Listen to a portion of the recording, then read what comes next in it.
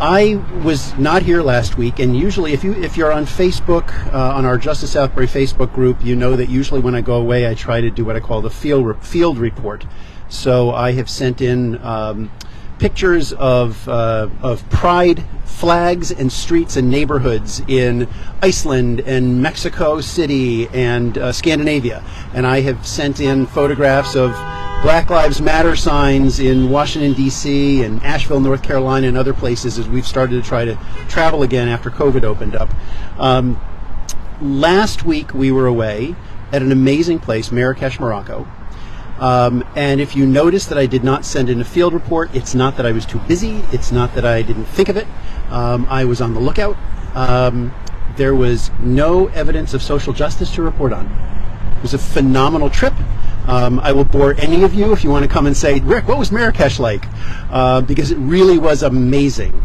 But if we had done a Justice Southbury field trip there and all gone over and said, we are going to look for evidence of the types of things we talk about here, we wouldn't have found it. Now you find evidence of a lot of other things. It's a Muslim country.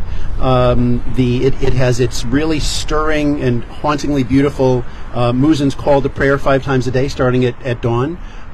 There are some beautiful aspects of the Islamic religion that really shone through, and that were wonderful to see. But it is not a progressive place. It is a progressive Islamic country. In the Constitution in 2011, women were given the same political rights as men. However, the women and men do not work together. The women and men do not pray together. We saw scores of people standing and then kneeling and prostrating and back up. All men. The men and women don't hang out together on the streets, other than little kids. The school kids all blended, but then you can see as they got older, the men are over here and the women are over there.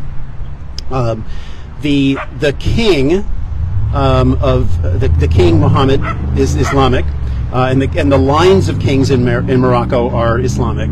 40% of the population is Berber. So in order to satisfy that percentage of the population, the princes, the Islamic princes, marry Berber women. Berber is, if you've heard of the Barbary Coast, the Barbers by barbarians, but the Berbers. So anyway, there was again not evidence really of social justice, evidence of social stratification, but really interesting, and a really interesting way to begin Women's History Month. To wake up in March in Marrakech for Women's History Month was not what we are used to here, and not the type of principles that we talk about and we show in our signs.